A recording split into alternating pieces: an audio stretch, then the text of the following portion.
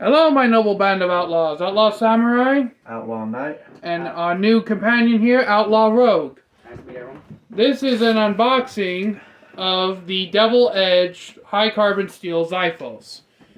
Now, the xiphos is basically a Greek sword that was used in tandem with a large shield. It is a double-bladed leaf blade design from the Bronze Age. And this is actually Outlaw Knight's first sword that I have purchased for him.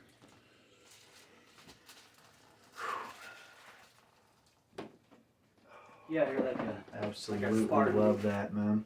Because it is. Yeah. Just don't think you're, going to get too cocky. Just be very careful. Spartan kicked me at all. The way the blade looks, it's quite sharp. There's paper behind you to do a cut test. No, that white stack of paper over there on the grill kit. I didn't even see that.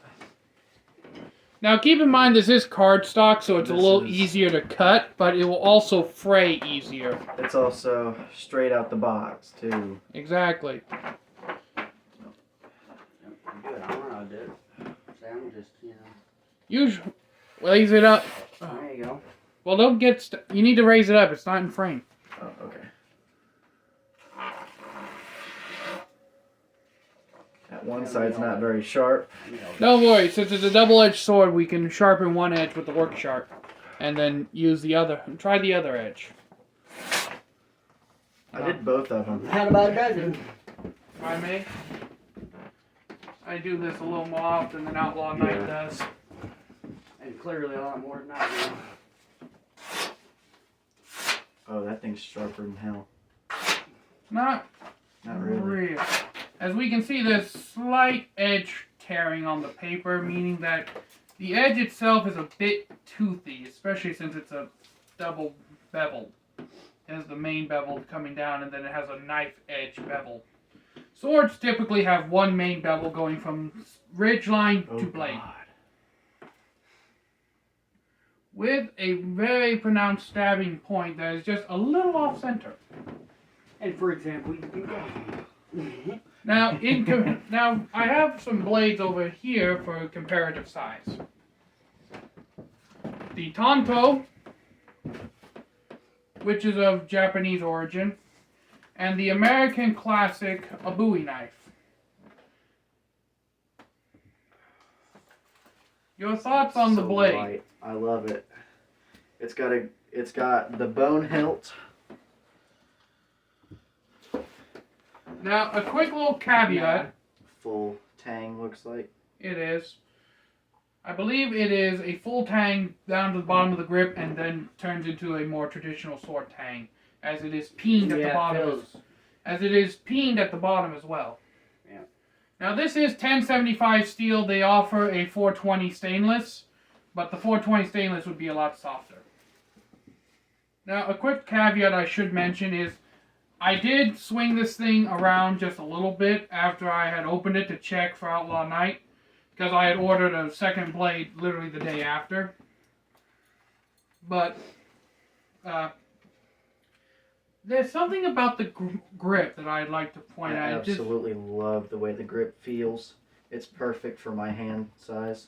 With me, I felt like it dug a little bit into the palm of my hand. That's what I was about to say. Dug into the palm of my hand as well. Not me.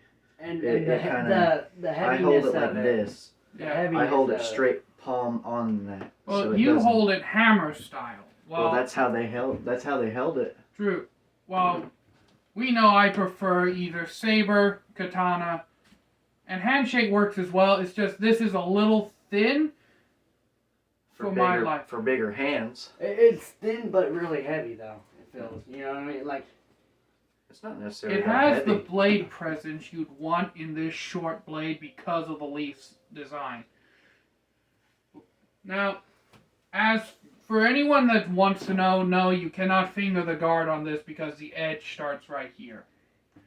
And I know that may sound risque, but fingering the guard is an actual technique. Yes, but if you put it up too high. Yeah.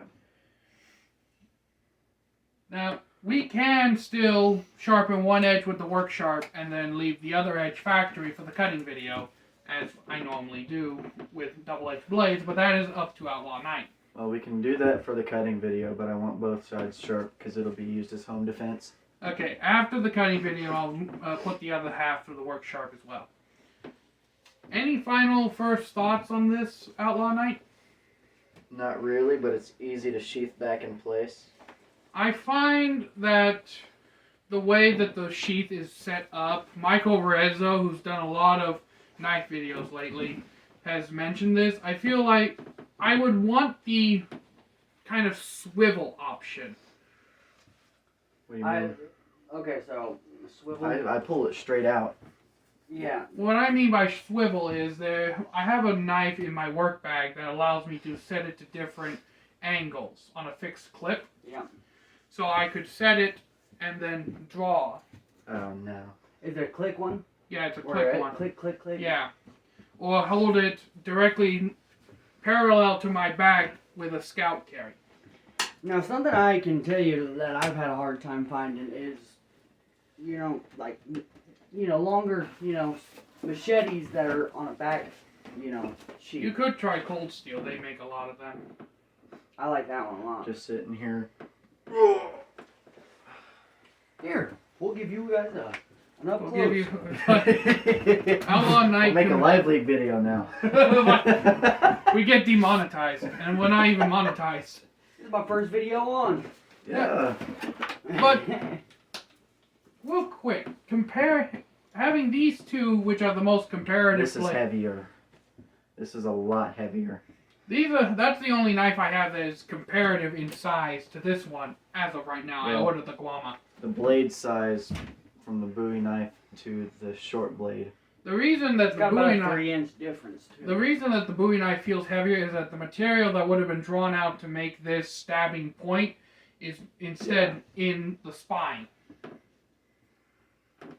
Next, I might go for a Copus. I was looking at the Copus blades. Yeah. Ooh. So, being my I might first have to get time one. on here, do you guys actually train and Yes. get good with the weapons? Look, we got We wooden have weapons wooden- right here, and we also got polyurethane ones. Polypropylene. Or polypropylene ones in there. I'm a big fan of dual wielding. It's hard though. I would actually say, Tell him about mine. yeah, he uses fucking dual wielding anything. See, I like to have a slightly longer one, and then kind of like this right here, like a Tonto. Oh, I dual wield two Yeah. full-size katana, and so does he. And then, yeah, see that? That's how I get mine. People say reverse grip don't work. Look at Yeah. this man can make reverse grip work. So can I. He's actually the one who I modeled a lot of my reverse grip strikes after. But I mean, it's I not do a lot of- necessarily the best thing in the world, but I like, do a lot of like. it's swirls and stuff. most of it is unexpected. And a lot of people would not consider reverse grip a viable option for fighting.